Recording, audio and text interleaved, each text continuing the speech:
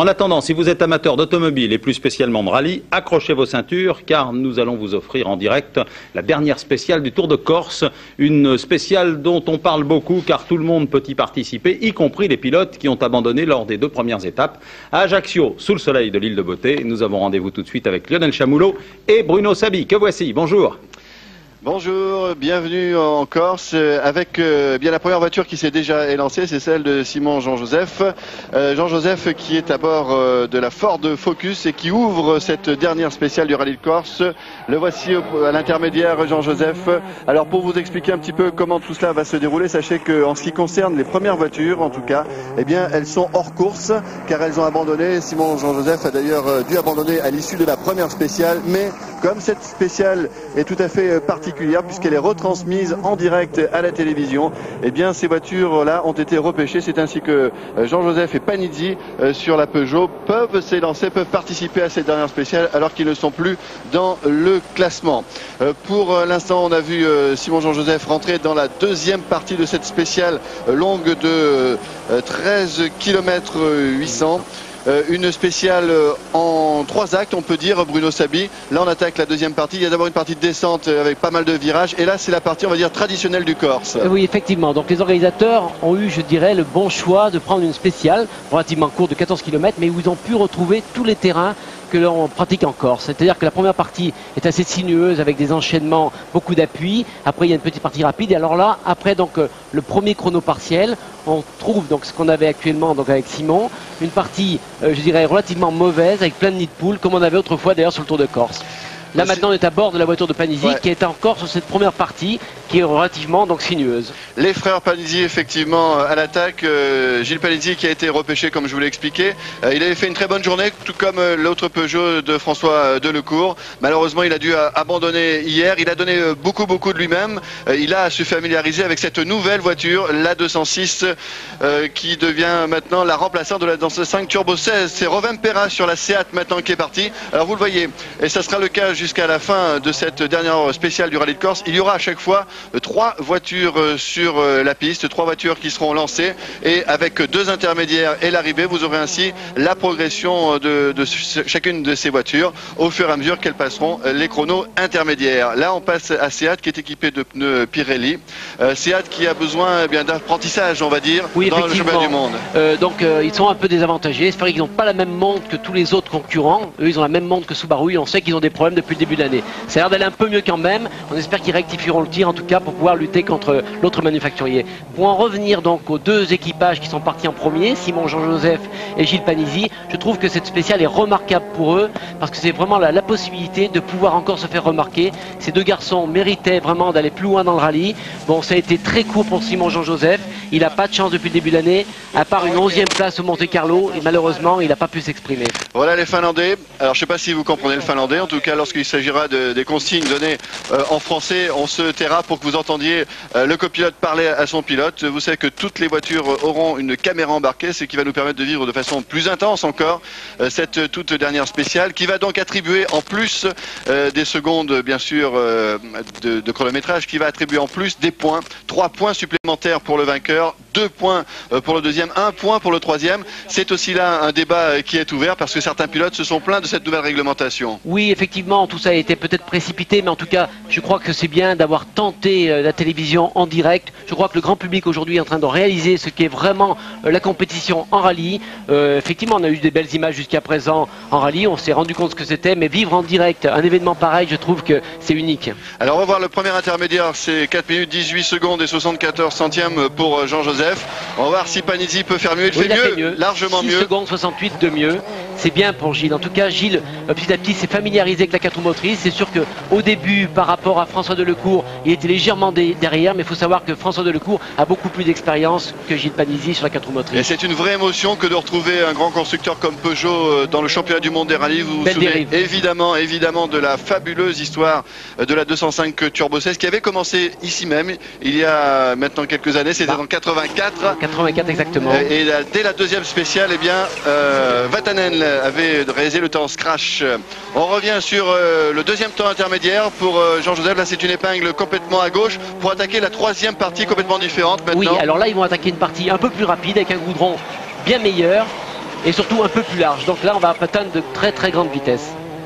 Ils vont pouvoir attaquer parce qu'il y a du bon grip pour une bonne adhérence. Le départ maintenant de Liati sur l'autre Seat. Vous voyez, c'est très dynamique, c'est une façon aussi de vivre de façon très très intensive une spéciale. Le problème pour le rallye, c'est effectivement de pouvoir positionner partout des caméras pour vous faire vivre cela en télévision. Eh bien, vous le savez, il y a 36 caméras réparties sur cette dernière spéciale, 21 au sol.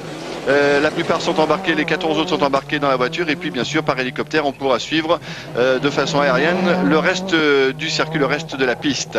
Mais pour en revenir à Piero Liati, en général, il est plus performant donc, que son camarade d'écurie Rovanpera, puisque lui, il est quand même déjà typé goudron. Et il a fait quelques bons temps d'ailleurs, c'est assez encourageant pour Siat qui débute quand même cette année avec le WRC. Alors pour vous resituer le rallye, sachez que Bugalski est largement en tête, il a 26 secondes d'avance sur Kouras, son coéquipier, donc la Citroën est en tête, on vous expliquera pourquoi lorsqu'on l'aura à l'image. C'est une voiture qui a réussi d'une façon fabuleuse son entrée cette année dans le championnat du monde des rallyes quand il s'agit de l'asphalte. Et troisième, Macré est à 1 minute 18 secondes et il n'a que 2 dixièmes d'avance sur Carlos Sainz, donc ça veut dire que cette spéciale est tout à fait passionnante.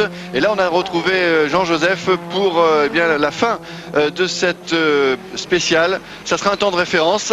Ça nous permettra d'étalonner la vitesse des voitures sur cette dernière partie très très sinueuse, légèrement en montée. On va terminer en montée. Voici le temps de Jean-Joseph. 1:10:19:32. Non, 10:19:32, pardon. Oui, pour revenir à Jean-Joseph, sa voiture avait un comportement très très régulier en tout cas. Hein. Le comportement était, je dirais, relativement neutre. Et on le retrouvera, Jean-Joseph, lorsqu'il sera temps de revenir sur le San Remo. On écoute Jean-Joseph. Oh, je crois que repartir à froid comme ça, après avoir fait un si court Tour de Corse, c'était pour moi, il fallait rentrer, donc je suis... On va arriver au premier intermédiaire pour le Finlandais Rovanpera avec sa Seat. Voir s'il va pouvoir faire mieux que Panizzi. Il est derrière les deux premiers qui sont passés, donc il est 7,95 derrière Gilles Panizzi. C'est pas un avantage hein, avec ce revêtement là maintenant pour. Oui, mais enfin bon, c'est vrai qu'on sait que la Seat est quand même moins compétitive que ces deux précédentes voitures. Oui, pour en revenir à Simon Jean-Joseph, donc il expliquait qu'effectivement le pauvre, il a fait que quelques kilomètres dans la première spéciale. C'est vrai qu'il n'avait pas bien quand même cette voiture en main sur ce type de parcours et je crois que c'est quand même pas mal ce qu'il a fait. Ah, depuis Surtout que maintenant il va falloir qu'il attende le mois d'octobre pour recourir au Rallye San Remo. Depuis le début de la saison, il n'a vraiment pas de chance. C'est Panizzi maintenant qui va en terminer. Enchaînement de virages très serré. Sur le deuxième partiel. Oui. Voilà, donc le deuxième partiel, il est encore...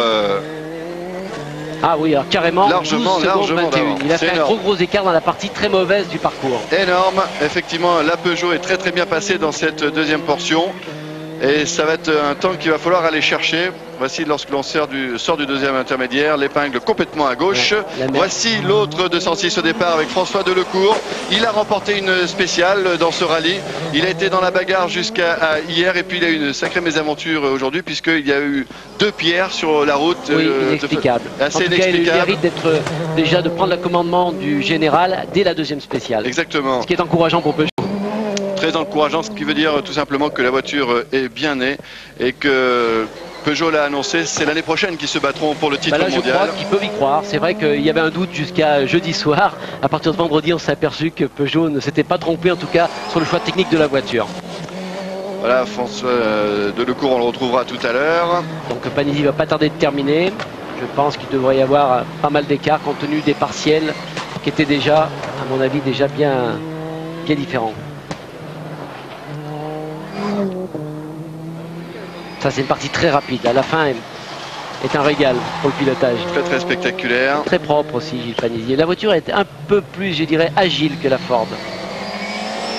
Voilà. 13 secondes 23 de mieux. Oui, effectivement, c'est un gros écart. Ça fait carrément 1 seconde au kilomètre. Ce qui n'est pas mal en rallye. C'est pas mal du tout, effectivement.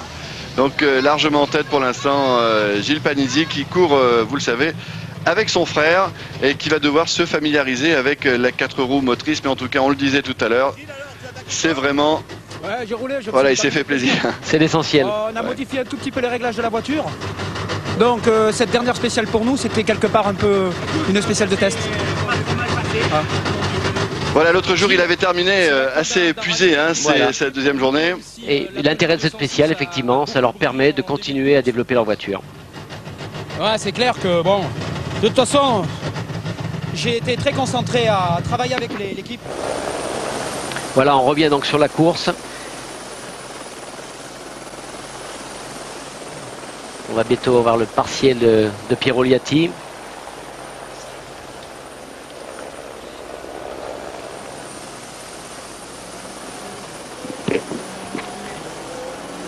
Oui, donc Piero Liatti est actuellement dans cette fameuse partie relativement mauvaise, avec très étroite, il passe très près des petits ponts.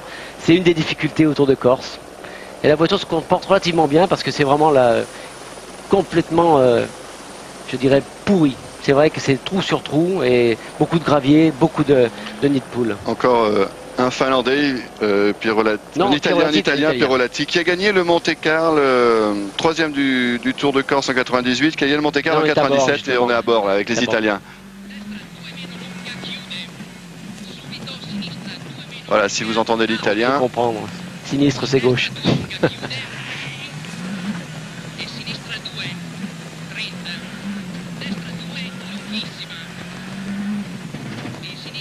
Je crois que c'est bien de pouvoir faire vivre vraiment en direct aux téléspectateurs. Ah, c'est superbe. On peut s'apercevoir, c'est très étroit. Et là, la route est très étroite, vous vous rendez compte, elle doit faire quoi, 2,50 m à Oui, peine. maximum, il y a à peine plus que la largeur de la voiture. On pourrait difficilement se croiser. Ah oui, là.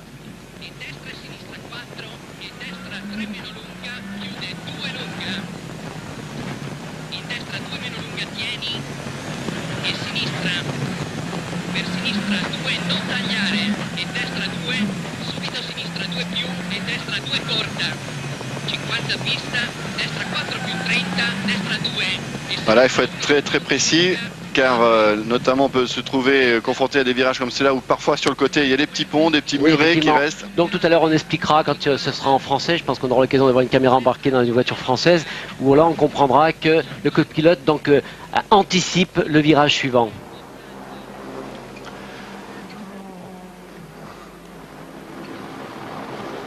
On va pas tarder d'avoir le... Alors l'intermédiaire. On n'a pas eu l'intermédiaire 2, mais on va voir le final, il est pas loin d'arriver.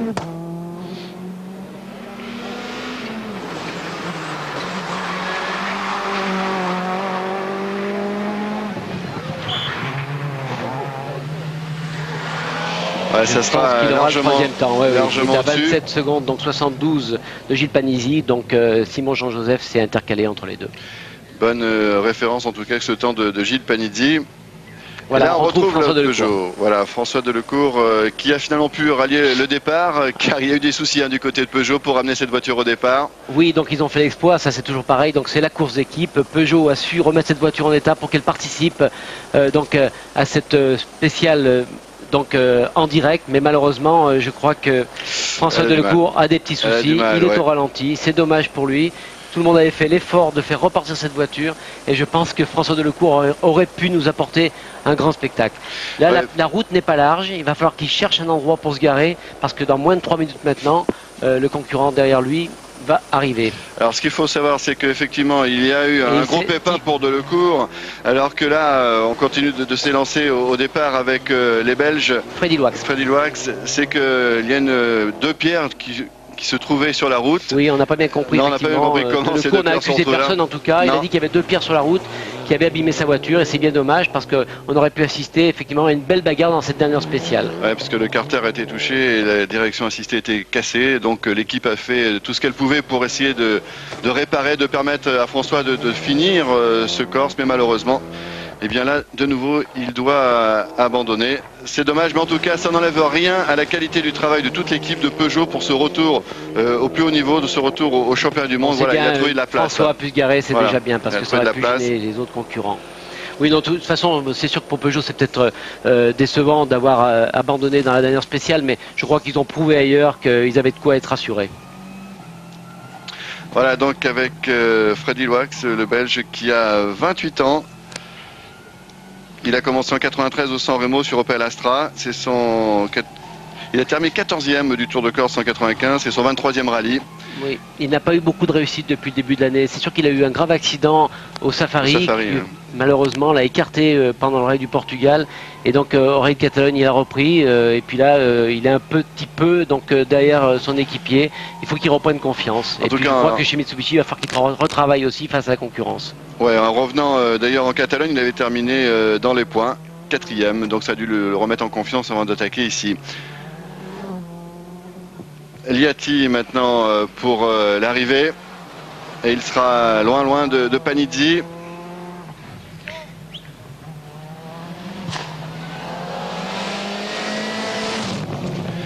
Ouais, depuis 10 secondes. Non, à 10 secondes, il a deuxième temps Liati, hein, c'est bien par rapport à son équipier Rovan Perra, il est beaucoup mieux. Non, c'est bien de pouvoir s'intercaler entre deux voitures qui sont performantes sur le goudron, comme la Peugeot et la Ford. La première Subaru. Voilà la Subaru. L'unique Subaru d'ailleurs, puisque malheureusement Bruno Thierry a abandonné. L'autre Belge n'est pas là. Donc Subaru qui avait dominé ces dernières années. Et l'année dernière, ils ont été vainqueurs ici encore avec Macrae, mais malheureusement cette année, ils ont quelques problèmes de pneumatique et ils sont un peu derrière. Alors dans cette équipe, il y a deux équipages. On vous a parlé de Burns que l'on voit de Thierry. Il y a également la voiture de Kankkunen, mais il n'est pas venu encore. Il a préféré ne pas venir parce qu'il savait que la voiture serait pas très compétitive. Et puis Kankkunen l'a toujours avoué, il n'aime pas bien la Corse. Il se réserve pour d'autres terrains. C'est vrai qu'il est plus spécialiste sur la terre. Kankkunen qui a été champion du monde des rallyes en 86, 87, 91 et 93, c'est le record. Oui, quand même. Il a fait l'impasse sur le Corse.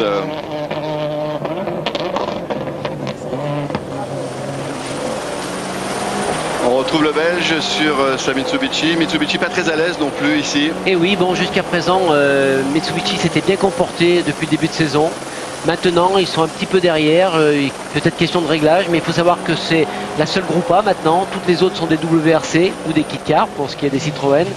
Et peut-être qu'il va falloir qu'ils revoient leur copie. Peut-être qu'il va falloir aussi qu'ils se mettent à faire une WRC. Jusqu'à présent, ça suffisait. Mais bon, Mitsubishi joue le championnat du monde. Il y a des terrains qui leur sont plus favorables. Ils vont attaquer l'Acropole bientôt. Et là, je pense qu'ils retrouveront, la performance.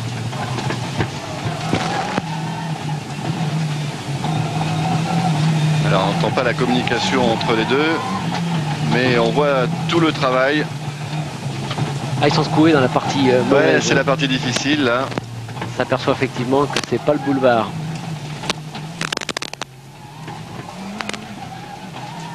C'est légèrement en descente.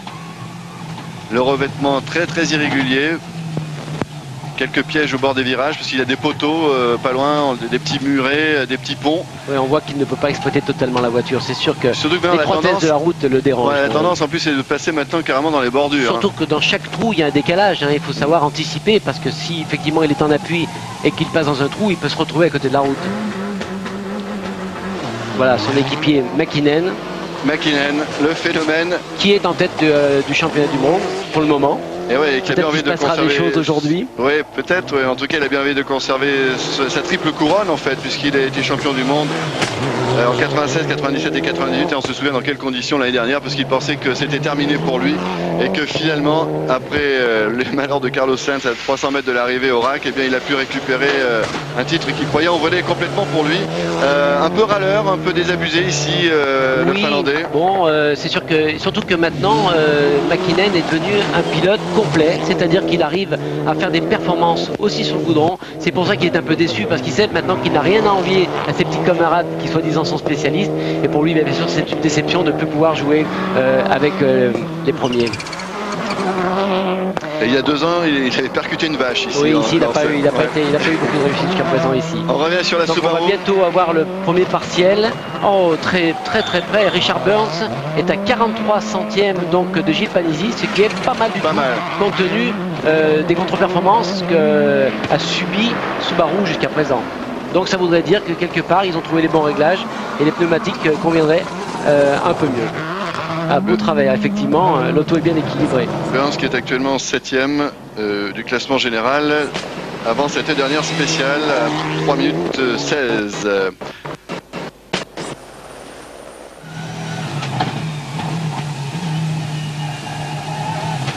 On est toujours à bord de la voiture Freddy Loax. Avec les Belges.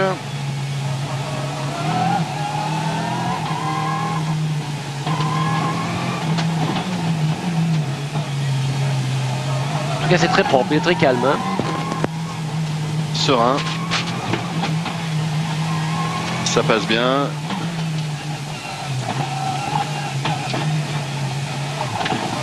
Petit coup de frein à main. Voilà, on est revenu là cette fois-ci au départ Avec Didier. avec Didier Auriol. Alors Didier, lui aussi qui joue gros sur ce Corse puisqu'il est deuxième pour l'instant au classement général des pilotes depuis le début de ce championnat du monde. C'est la 6e manche et il fait équipe avec l'Espagnol Carlos Sainz et la Toyota. Oui, Didier, effectivement, doit être un peu déçu parce qu'il a quand même remporté 6 fois le Tour de Corse. C'est vraiment Monsieur Tour de Corse. Alors, il doit être un peu déçu parce qu'il est venu ici vraiment pour essayer de recoller à McKinnon au championnat du monde, ce qui va être difficile pour lui aujourd'hui. Bien sûr, il peut bénéficier effectivement de cette épreuve spéciale qui peut lui ramener 3 points si toutefois il arrivait à la gagner, mais ça ne suffira pas en tout cas pour aller chercher McKinnon au classement général. Mais bon, Didier, en tout cas, maintenant est un garçon complet. Le reste du championnat est lent.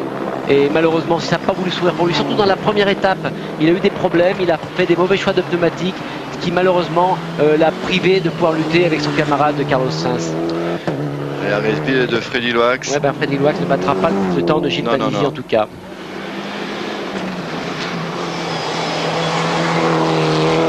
Oui, on se rendait compte que Freddy Loax n'avait pas un gros rythme. Hein. C'est sûr que là, ça fait quand même beaucoup d'écart avec Gilles Panizzi. 18 secondes. 18 secondes, c'est lourd. C'est beaucoup, ça fait plus d'une seconde au kilomètre. C'est lourd. Très énorme, très important. C'est lourd pour le Belge.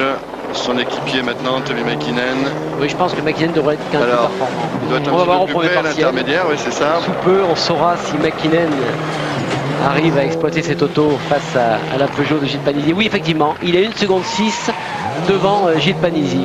Donc, ce qui prouve que McKinnon n'a pas baissé les bras. Il a envie de marquer ce petit point aujourd'hui. Pour le moment, il est 6e. Ça lui rapporte un point. C'est sûr que c'est pas ce qu'il espérait. Nous sommes toujours en direct de Corse. Vous vivez un événement unique. Et vous avez une belle démonstration, un beau travers de McKinnon qui est un des pilotes les plus acrobatiques. Allez, on est avec Didier Auriol maintenant. Didier Auriol qui court ici son 100e rallye. Oui, il aurait mérité effectivement de faire un meilleur résultat. Enfin, sait-on jamais, je crois qu'il peut quand même marquer quelques points. Là, il terminera 5e. Bon, c'est sûr qu'il récupérera 2 points et peut-être quelques autres petits points. Ouais, tout dépend de son temps là dans la spéciale. On vous rappelle qu'il y a bonus. Par contre, qu'il chôme pas. Oui, à quelle vitesse il manipule le volant et le levier. Ah, ça, c'est un événement fort quand même de pouvoir suivre ça en direct. Parce que là, il faut qu'il écoute les notes, qu'il se concentre pour vérifier effectivement si par rapport à ce que lui dit son équipier, tout est en ordre. Parce qu'il peut y avoir encore une petite plaque de gravier qui n'a pas été marquée par ses ouvreurs. Ils sont passés à peu près il y a 2 heures à 3 heures avant. Mais entre-temps, des voitures sont passées et peuvent avoir rajouté un peu de gravier sur la piste. Ah, Carlos Sainz, c'est son équipier maintenant. Donc il va être intéressant de voir dans cette dernière spéciale comment vont être ces 2 équipiers. Alors en tout cas lui aussi Carlos Sainz à l'attaque puisque il peut aller chercher le podium. Carlos Sainz est en bagarre avec Colin McRae carrément pour la 3e place. Donc c'est très intéressant de savoir qui va pouvoir monter sur cette 3e marche du podium. Il est toujours associé à Luis Moya, Carlos Sainz. 37 ans, c'est son 14e rallye. Champion du monde en 90 et 92. Recordman des victoires mondiales, 22 victoires en champion du monde des rallyes. Il a gagné ici en Corse en 91, la Subaru maintenant. Bon, on va bientôt avoir le temps de Richard Burns qui a l'air de faire un bon temps.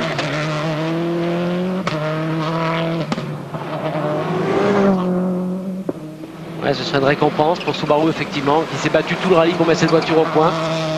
S'ils pouvaient faire un temps dans la dernière, ça les rassurerait pour la suite du championnat. Effectivement, ça a l'air de gagner là. Eh bah oui. Il relègue donc Gilles Panizzi à une demi-seconde. Pas mal du tout. Comme quoi finalement bien cette dernière étape a de l'intérêt puisque ceux qui ont envie sur un coup comme ça, sur un one shot comme on dit, de faire un temps, eh bien ils sont là et ça leur permet de s'exprimer complètement. Ça a donné la possibilité à Gilles Panizzi donc de pouvoir effectivement être récompensé de ses efforts, de pouvoir faire la dernière spéciale. Il y a des garçons comme Richard Burns, mais de remettre sa voiture au point pour les rallyes suivants. On a aperçu Colin McRae au départ, on revient dans la voiture de Auriol et Giraudet. Et dans la partie mauvaise justement, alors là, Il faut être très très très concentré parce que le moindre écart, c'est la touchette. Vous avez vu donc sur le bord de la piste, il y a en permanence des rochers, il y a des petits ponts, il y a des parapets. Effectivement, il faut être très très précis. Alors bien que maintenant, avec les pneus qui sont des pneus mousse, comme on appelle ça dans notre jargon, ça lui donne la possibilité de pouvoir prendre plus les cordes. Et on voit la voiture malheureusement là, de François Delecourt est arrêtée. Oh là là, il se bagarre. Hein. Alors de plus en plus, les pilotes vont dans les cordes, effectivement, donc c'est bien pour eux, mais pour ceux qui sont derrière, ça ramène énormément de cailloux. Allez, on va voir où il en est. Je souhaite à Didier Auriol, en tout cas, de faire un temps ici, ça le permettrait de pouvoir... Ah non, il est légèrement derrière, une demi-seconde derrière McKinnon. C'est étonnant, hein, comme McKinnon est bien revenu sur cette fin de rallye. Hein. Ah, il avait envie quand même. Les bons réglages, il avait envie. Il était un peu vexé aussi. Comme, oui, c'est ça, il savait déjà dès la première journée qu'il ne pouvait pas se battre pour la victoire. Il y avait peut-être une envie de se concentrer sur cette dernière spéciale et de réussir donc quelque chose comme on l'a dit précédemment. Pourtant, Didier est à l'attaque. On va voir justement si cette portion mauvaise entre les deux partiels convient mieux à la Peugeot. C'est un signe, ça va être intéressant pour l'avenir parce qu'on sait qu'ils vont trouver énormément de terrain mauvais dans le reste du championnat. Le revoici, Tony McKinnon. Et en partiel aussi, je pense qu'il va être mieux dans le deuxième partiel. Oui, ouais, effectivement. Ouais, 2 secondes 16 de mieux que Panizzi. Ouais. Ah, ça se confirme. Le champion du monde est à l'attaque sur cette dernière spéciale. Ah, il y a vraiment une école finlandaise. Hein. Effectivement, d'orgueil des Finlandais. C'est incroyable, hein, les Finlandais, parce que... Tant qu'il y a une petite possibilité de oui, ils sont toujours là. Et depuis 79, ils ont pêché en moyenne un succès toutes les 2 courses, les Finlandais. C'est quand même assez incroyable. Ah, là, on est dans la voiture de Carlos Sainz.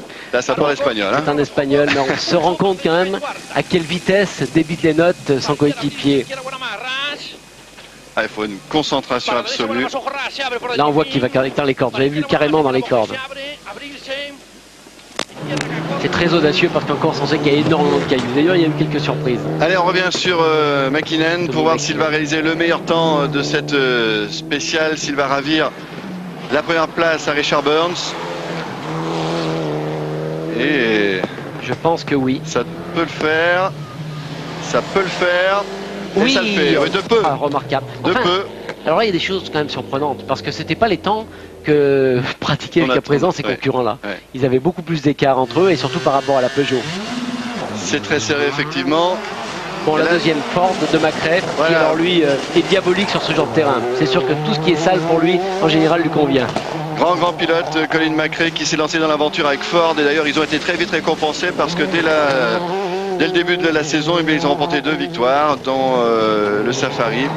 Vraiment étonnant à quel point la Ford Focus est vite rentrée dans le championnat du monde. Oui. Et lui a été une des sensations en ce qui concerne les transferts dans le monde des rallyes. Hein, oui, absolument. Donc il était chez Subaru l'année dernière, il avait gagné le Tour de Corse. Cette année, il est venu, je dirais, pour donner main forte à Ford, qui voulait un grand pilote dans son écurie, pour pouvoir justement juger leur matériel. Je crois qu'ils peuvent être satisfaits aussi, parce qu'après 2 courses, donc après Monte Carlo et après la Suède, ils gagnent le Safari, l'un des rallyes les plus difficiles de la saison. Donc c'est assez remarquable pour Ford. Ils auraient dû se contenter de ça d'ailleurs, mais j'ai vu qu'ils n'étaient pas très contents de leur contre-performance ici, bien que je pense que ce n'est pas une contre-performance, mais c'est sûr qu'ils sont vexés par rapport à Peugeot, qui débute aussi et qui au début du rallye était devant eux. Ah, l'Écossais est fier. Et son équipe, évidemment, s'est talonnée. Carlos Sainz est derrière McKinnon, donc, un peu plus loin. Surprenant. Et derrière Didier, donc, aussi. On n'a pas le partiel, mais il est derrière Didier. Il faut dire que l'arrivée de Ford avec sa Focus et de Peugeot avec la 206, ça fait vieillir certaines voitures. Hein. Ah oui, c'est ça. Donc, c'est la surprise. 2 nouvelles voitures qui, d'entrée, je dirais, alors ridiculisent pas le reste du plateau, mais disons, elles donnent des inquiétudes. Hein, c'est vrai que maintenant, Subaru, Mitsubishi devra revoir sa copie. Ainsi que Toyota. C'est Toyota qui s'en sort le mieux pour le moment, mais quand même, quelque part, ils ont à revoir leur performance par rapport à ces 2 nouvelles voitures. Justement, on retrouve Didier Auriol. Là, il va être intéressant de voir quand même le temps de Didier. Mais tout m'a l'air très serré. Ça, c'est une partie très rapide. Là, ils sont prêts. Là, ils ont des portions d'épreuve à près de 180 km/h quand même. Ah, c'est assez unique. Moi, je trouve que c'est remarquable de pouvoir vivre comme ça à l'instant présent. On s'y croirait. Surtout vous qui avez l'habitude de ce genre de sensation. Et si vous nous le dites, Bruno, eh bien on vous croit sur parole, vous qui avez remporté ce rallye de Corse avec Peugeot en 1986.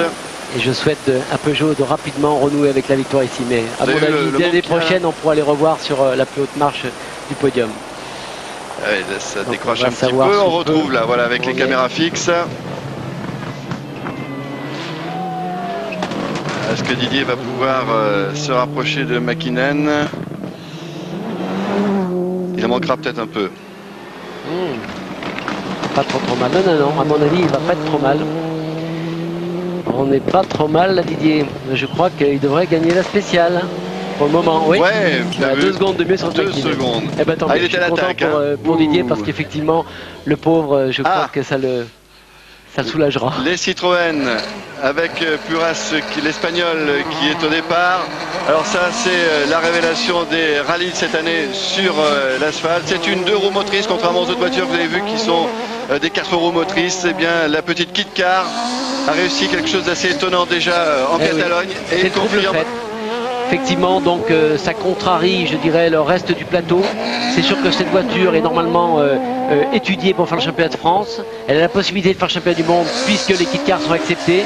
Il y avait une faille dans le règlement, et bien Citroën a su l'exploiter. Et ben, tant mieux pour eux. Je crois de toute façon qu'il n'y a pas de victoire par hasard. S'ils sont là, c'est qu'ils ont une très bonne équipe, c'est qu'il y a une très bonne politique, en tout cas chez ce constructeur.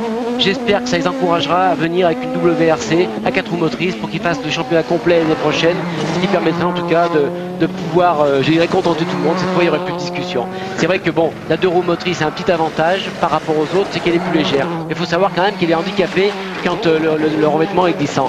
Donc c'est pour ça qu'à mon avis, c'est bon compromis. Donc Macrae est Un peu légèrement loin, hein. derrière Un peu loin. Tommy McKinnon. C'est pas beaucoup, 2 secondes, en tout cas tout est proche. On va voir justement dans cette partie mauvaise s'il arrive à rivaliser avec Tommy McKinnon. Oh là là là, il va carrément dans les bordures. C'est un pilote très très spectaculaire et efficace en même temps. Donc c'est, à mon avis, c'est l'idéal pour le spectateur et le téléspectateur. Bah, vous allez qui avoir des aujourd'hui sensations, voit hein. des images uniques. Voilà, quand même. vous allez voir ça un peu. Ça rigole pas avec Colin McRae. Et il a remonté les manches, vous avez vu, il a quitté le haut. Hein. Il a quitté le haut de sa combinaison. Il est carrément en t-shirt. Donc il était décidé de faire un temps. On les écoute et on regarde. Oh là là, il est en travers. Aïe aïe aïe Il aïe, est à en mon avis travers, ça se Colin finit mal McRae. là. Oui, peut-être que ça se finit mal. Ah, on n'a pas eu les images. Car mais la caméra s'est arrêtée à ce moment-là, mais il J'ai était vu que complètement en le travers et ça coéquipier- sentait la sortie là, hein, de route. le coéquipier avait levé donc son cahier de notes. Je pense qu'ils se sont fait une frayeur. On va savoir sous peu. Ah, j'espère que c'est pas trop méchant On pour voit l'Écossais et évoluer son équipier. Duras, là, qui pour le moment confirme tout le talent qu'on lui connaissait. Il faut savoir quand même que c'est son premier Tour de Corse. C'est étonnant de faire des performances dès sa première participation. Surtout que maintenant, les reconnaissances sont limitées. Pour moi, c'est un pilote qui devrait confirmer dès qu'on aura la possibilité de le voir en championnat du monde régulièrement. Oui, en Catalogne, il n'avait pas eu de chance puisqu'il n'avait pas pu redémarrer à la l'issue de la deuxième, première journée oui. alors qu'il était en tête. On va essayer d'avoir des nouvelles Bien qu'on voit, de la Ford donc de Carlos Colin McRae. Sainz. Sainz maintenant, oui. on va savoir, on n'a pas eu le partiel de Sainz à la deuxième partie, mais on va la voir donc au final. On va savoir s'il a pu rivaliser avec Didier. Ça va être difficile à mon avis. Je pense que Didier devrait garder la tête de cette spéciale. Ça va être fin. Alors, Oui, même, il est relégué plus loin. Il a le 3e Ouais. temps. Donc Didier il a conserve fait la un première gros place. truc, hein. Il a fait un gros Alors est-ce truc, que Didier va marquer les 3 points de la super spéciale? Et Voilà. le leader de ce rallye de Corse, le phénoménal Philippe Bugalski, qui restait donc sur cette victoire en Catalogne et qui l'a dominé de la tête et des épaules, comme l'on dit parfois en sport, ce rallye de Corse, puisqu'il a remporté 9 spéciales. Sur les 15 qui ont été disputés, 9 spéciales à son avantage, 4 pour Puras qu'on a vu tout à l'heure, une pour Delcourt et une pour McRae. Donc c'est vous dire à quel point les Citroën, emmenés par Guy Fréclin, eh bien, ont dominé ce rallye de Corse. C'est fantastique ce qui arrive effectivement à Philippe Bugalski et toute l'équipe Citroën. Vous vous rendez compte, c'est un garçon qui patiente depuis longtemps pour être en championnat du monde. Et là, il confirme qu'il peut se battre avec tous ses camarades. Bon, McRae est toujours là, bon, c'est rassurant. Ouais. Effectivement, c'était qu'une frayeur. C'est qu'une frayeur, mais effectivement il manque un petit morceau du Ouais, pare-choc. ça a dû toucher. Ça là, veut dire qu'il était dans les bordures. Mais apparemment ça l'a pas gêné parce qu'il fait un partiel pas trop mauvais. Il a dû perdre un petit peu de temps. Il est à 11 secondes. Bon ben effectivement, donc à mon avis, Colin McRae a perdu ici la 3e place dans cette petite faute. Ouais, Carlos Sainz va s'occuper de récupérer la 3e place. On est avec... Ah, on est à bord de la hauteur de Philippe Bugalski. Je crois qu'il serait très bon de pouvoir les écouter. Alors est-ce qu'on entend les notes Chiaroni qui est un Corse. Et oui, c'est un grand moment pour Jean-Paul, si vous vous rendez compte un peu, l'enfant du pays qui va réaliser un grand rêve, gagner ici son tour. Je pense que tout insulaire rêve un jour d'avoir à son palmarès cette épreuve et je crois que ça va pas tarder. On va le savoir dans 5-6 minutes en tout cas. Et surtout que pour retrouver une victoire Citroën en Corse, il faut remonter à 1963, 36 ans. Oui, avec après le célèbre René Trottmann, un de vos idoles. Qui m'a fait rêver quand j'étais gamin. Et c'était quoi sa voiture? Une idée. Une idée 19. Une idée 19. Ça a changé depuis. Bon, on va connaître sous peu le partiel de Jésus Puras. Et ouais, la marque Aucheron qui joue le doublé. C'est étonnant d'ailleurs qu'il soit en partiel un peu plus. Mais depuis ce matin, il a levé le pied. Quand même, il a levé le pied, effectivement. Il assure une deuxième place, il a bien raison. Oups là, il s'est un peu coincé là oui, dans l'épingle. On s'aperçoit que sur cette partie bosselée, la voiture est un peu moins à l'aise qu'une 4 roues motrices. Justement, elle est plus performante sur des portions qui sont moins glissantes. C'est sûr qu'il est pénalisé que sa 2 roues motrices, ce qui ne nous empêche pas en tout cas de jouer avec les leaders. Voilà, on est revenu à bord de la voiture leader. Ah, ça pousse hein, quand même. En descente, il faut être précis. Là, il faut bien doser hein, pour Philippe Bugalski, car il y a la victoire au bout. Mais il faut quand même montrer comment cette voiture a pu dominer. Il est partagé parce que de toute façon, il a le rallye bien en main. Lui, ce qu'il veut surtout, c'est avoir la victoire sur rallye. Alors, mais il ne veut pas décevoir quand même son public, il ne veut pas décevoir les téléspectateurs. Donc, il faut qu'il trouve le bon compromis. Mais apparemment, il l'a bien trouvé parce que depuis le début du rallye, il n'a pas fait beaucoup de fautes. Et Macré qui sera décroché parce qu'effectivement il a dû toucher, il a dû perdre un petit peu de temps dans la partie difficile. À mon de avis, cette il va être très contrarié parce que s'il perd la 3e place, il ne fait pas une bonne affaire. Et surtout, il ne marquera pas de points dans cette spéciale-là. Effectivement, il est à 11 secondes de Didier Auriol.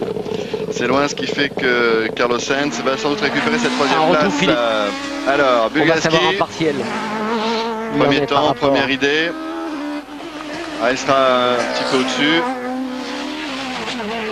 Il a tellement de marge. Mais c'est pas mal quand même. Moi je trouve que Philippe, être qu'à 5 secondes donc de Tommy McKinnon, qui a moins à perdre, c'est sûr que Tommy McKinnon attaquait pour essayer de prendre quelques points ici, alors que Philippe n'a pas le même rôle. C'est très bien. Voilà, Bugalski qui est aussi en tête du championnat de France des rallyes. Il y a eu une épreuve de disputer Lyon-Charbonnières. Oui, il faut effectivement. Donc eux, leur programme aujourd'hui prioritaire est seulement le championnat de France. D'ailleurs, il a gagné la première épreuve Lyon-Charbonnières. Il aura encore l'occasion de faire le rallye de Saint-Rémy. Ce sera les 3 seules épreuves du championnat du monde cette année pour lui. Porras qui sera loin au 2e intermédiaire. Ouais, 20 secondes 92. Donc c'est prouve qu'il a perdu pas mal de temps dans la partie qui était mauvaise. Ce qui confirme effectivement qu'une 4 roues motrices c'est mieux dans les parties glissantes. Allez, dans la voiture de tête. Justement dans la partie difficile, la partie mauvaise. Oui, là il va être très vigilant. C'est sûr que c'est tellement étroit, les bordures sont tellement mauvaises qu'il n'a pas intérêt à en rajouter. C'est sûr qu'une fois qu'il sera sorti de cette partie, à mon avis, le rallye est joué pour lui. On voit, il n'en rajoute pas, il est très calme, très précis. Il maîtrise parfaitement la situation, vous vous rendez compte, 2 rallyes pour Citroën cette saison, 2 victoires. Oui, et puis là, il mène quand même depuis la 3e spéciale, quand même. Et on les reverra une 3e fois dans le championnat du monde, ça sera au San Remo. Mais évidemment, il s'agit pour eux de participer au rallye 100% asphalte. Parce que, évidemment, 2 roues motrices sur la glace ou sur la terre, c'est pas la peine d'y penser. Bien que maintenant, on se demande quand même jusqu'à quel point. C'est vrai que cette année, les 2 roues motrices ont été quand même assez révolutionnaires, que ce soit déjà au Dakar, quand on a vu la victoire de Schlesser face aux 4 roues motrices. Et ici, ma foi, sur le goudron aussi, les 2 roues motrices dominent.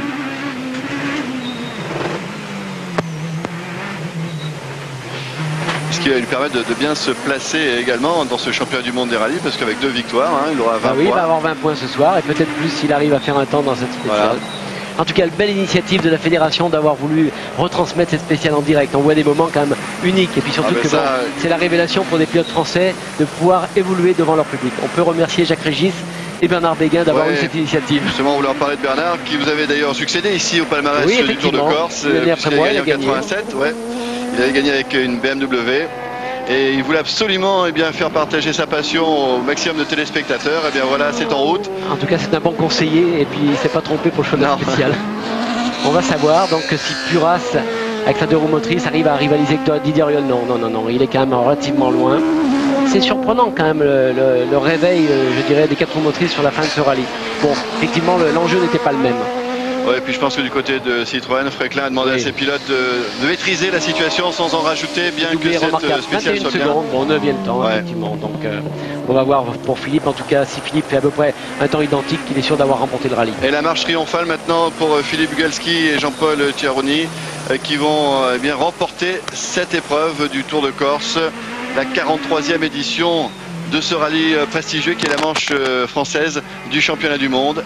Et évidemment ça fait grincer quelques dents, vous l'expliquez tout à l'heure, du côté notamment des écuries gérées par des Britanniques. Mais bravo Citroën, il fallait... il fallait prendre le risque d'y aller, mener ils ont travaillé tout l'hiver. On va savoir le partiel là effectivement de Philippe. Bon, il est un peu derrière, mais enfin bon, on s'y attendait. Il a de la marge. Ça lui suffira de toute façon pour gagner le rallye. Oui, parce qu'en s'élançant dans cette dernière spéciale, il avait 26 secondes d'avance sur Pourras et 1 minute 18 sur Macrae. Donc un mauvais temps. Voilà. Carlos Sainz donc était à 1,19. Donc à mon avis, s'il n'y a pas d'incident, ce sera un doublé pour Citroën. Remarquable.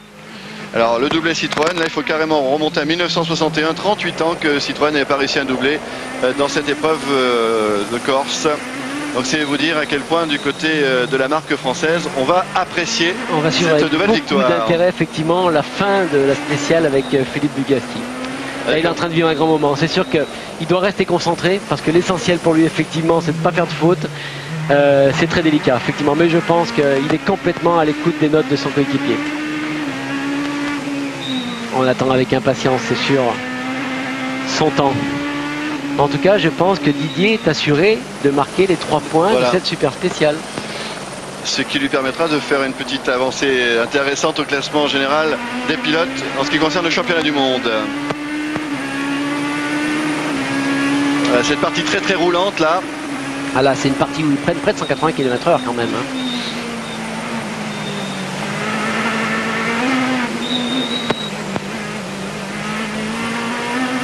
Il y a des bons appuis, là il est en montée maintenant. On est en train de vivre les dernières centaines de mètres avec Philippe. Quel grand moment il est en train de vivre. 2 victoires de suite en championnat du monde. C'est pas souvent que ça se produit pour un pilote. C'est des moments uniques. Un sans faute pendant 2 épreuves. Aussi, je dirais, disputées compte tenu du plateau qu'il y avait. Il y a quand même un remarquable plateau cette année. Il y a 7 constructeurs qui étaient présents en Corse.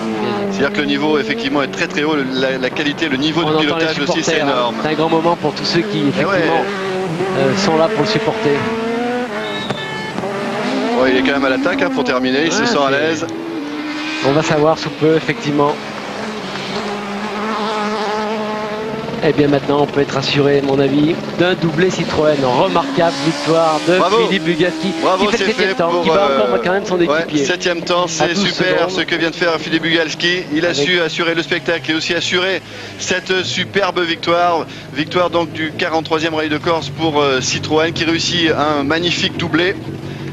Et vous allez découvrir le visage de Philippe Bugalski. Et on va l'écouter. C'est un morceau celle-là quand même. D'avoir la pression pour la télévision. Non, c'est bien, génial. C'est la seule où j'ai eu beaucoup de pression. Ah ben on se sent un peu responsable. Ouais, cool, mais en restant dans un rythme quand même, parce que pour pas faire de faute.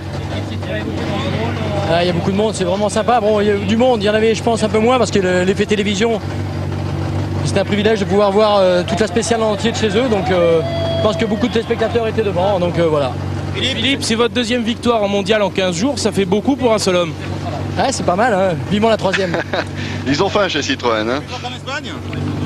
C'était différent, c'était chez nous, j'avais un copilote corse. J'étais plus tendu, j'ai moins bien conduit que d'habitude, mais bon, on y est arrivé quand même.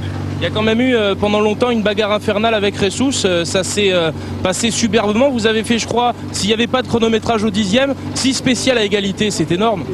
Oui, enfin je sais pas exactement, c'est vrai que dans la seconde on était souvent ex-aequo, mais bon c'était un grand moment. Zou c'est un pilote très très rapide sur l'asphalte. J'ai donné du fil à retordre en Espagne, donc il voulait m'en donner en Corse. Bon, c'est vraiment un grand moment. Ah oui, un grand moment, c'est sûr, et on le voit sur son visage, c'est une grande satisfaction. Lui qui avait cette pression supplémentaire, il l'a avoué, du fait que cette spéciale était retransmise en direct sur France 3. Eh bien, il a tenu le coup, il était au bout. Guy Fréquelin qui vient embrasser c'est un grand moment pour Guy Fréquelin aussi, qui a eu la volonté de voir revenir en rallye après, effectivement, avoir fait quelques saisons en rallye raid. Eh bien voilà, cette belle spéciale qui se termine sous le soleil de la Corse avec le sourire des Français. Alors pour vous dire que donc Auriol a remporté cette spéciale devant Mäkinen. Voilà l'incruste qui confirme ce que je vous disais. Carlos Sainz 3e, Burns 4e, 5e Panizzi, 6e Macré. Bugalski donc termine 7e. Alors d'après mes calculs, Oui. donc, cette spéciale permettrait à McKinnon ce soir d'être en tête avec 29 points, puisqu'il a marqué 2 points supplémentaires, puisqu'il avait marqué 1 point donc avec sa 6e place au scratch, ce qui fait 29 points. Le deuxième serait Didier Auriol, puisqu'il avait 25 points suite à sa 5e place, plus donc les 3 points de la victoire. Il est à 28, donc il est maintenant à 1 point donc, de leader au championnat du monde. Il fait une bonne opération. Le troisième, c'est donc maintenant Macré, qui malheureusement n'a pas marqué de points dans cette dernière spéciale, est à 23 points. Et la bonne opération, c'est pour Carlos Sainz, qui aurait dû marquer normalement 20 points, et grâce à cette 3e place, marque 21 points. Fantastique. Et Bugalski qui se retrouve avec 20 points. Oui, Bugalski en 2 courses est à 20 points, ce qui est déjà phénoménal. Mais voilà, pour cette première expérience, on était ravis de la partager avec vous, avec en plus cette superbe victoire pour Citroën, qui a réussi un étonnant pari qui permet à la marque au chevron de prendre date maintenant dans le championnat du monde des rallyes. C'était plutôt Peugeot dans la grande maison qui faisait des affaires en rallye. Maintenant, il y a Citroën aussi. Oui, mais pourquoi pas les deux? Moi, je crois que c'est encourageant. Ça pourrait être qu'un plus, en tout cas, pour les deux marques. Et puis pour l'intérêt aussi de la discipline. Je crois qu'on a vécu un moment unique, un doublé Citroën, le retour de Peugeot, qui maintenant est assuré en tout cas d'avoir vu une voiture compétitive. Donc ça promet de belles bagarres pour le futur. Et les autres, à mon avis, qui vont être obligés de revoir leur copie. Mais ma foi, ça c'est la course. Et à mon avis, ils auront encore l'occasion d'animer les courses. C'est certain. Donc on revoit avec plaisir ces dernières images de Bugalski à l'attaque, qui a essayé et de faire le spectacle et d'avoir juste la réserve nécessaire pour ne pas prendre trop de risques sur ces derniers hectomètres de la spéciale Corse, qui restera dans l'histoire du sport automobile comme étant la première intégralement retransmise par la télévision, avec un classement différent décidé par la FIA. Et on a été ravis de vous proposer cette première sur France 3 avec le classement de ce 43e Tour de Corse, le classement provisoire, mais enfin à quelques secondes près, on est exactement dans le classement qui sortira ce soir officiellement avec les deux Citroën. Heures, mais c'est pas grave. Voilà. C'est 3h44. 3h44 et cette confirmation donc du doublé Citroën, moi je le disais, grâce à tous les moyens techniques mis en place, on en a parlé au début de cette retransmission gérée par la Samipa, on a pu vous faire vivre quelque chose de tout à fait exceptionnel. Et écoutez, on va se quitter sur ces belles images de la Corse. Bruno, on vous remercie d'avoir participé également à l'aventure, de nous avoir éclairé de vos lumières pour vivre de façon encore plus précise et intense cette spéciale du Tour de Corse qui, une fois de plus, a confirmé l'excellent travail réussi par Citroën tout au long de ces 3 jours de course, de ces 3 étapes, avec cette victoire de Philippe Bugalski. Henri, c'est à vous. Merci Lionel, merci Bruno, vous nous avez fait rêver. Donc grand spectacle de superbes images de la Corse, c'est une invitation aux vacances et au voyage. Et puis une belle victoire, on l'a vu, des Citroën emmenés par Bugalski.